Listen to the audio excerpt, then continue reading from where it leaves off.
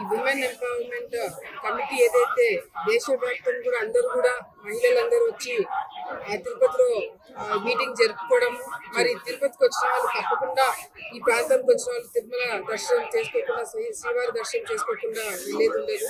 ఈరోజు కమిటీలో ఉన్న వాళ్ళే కాకుండా మిగతా ఎమ్మెల్యేలందరూ కూడా ఈరోజు మహిళా ఎమ్మెల్యేలందరూ కూడా స్వామివారి దర్శనం చేసుకోవడానికి ఈరోజు తిరుమలకి రావడం జరిగింది.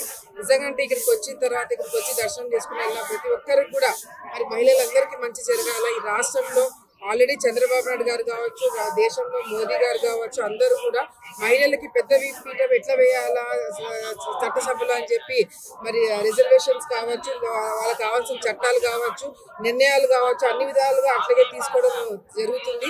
ఈరోజు మహిళలు కూడా మన రాష్ట్రంలో ఉచిత బస్సు కావచ్చు, గ్యాస్ సిలిండర్లు కావచ్చు, లేకపోతే ఆడబిడ్డ నిధి కావచ్చు, అన్ని విధాలుగా కూడా మహిళలు ఏ విధంగా ప్రోత్సహించి వాళ్ళ కాళ్ళ మీద వాళ్ళకి నిల్చున్నట్టుగా ఏమేమి కార్యక్రమాలు చేయాలి అవన్నీ కూడా మన రాష్ట్ర ప్రభుత్వం మన చంద్రబాబు నాయుడు గారు చేయడం జరుగుతుంది.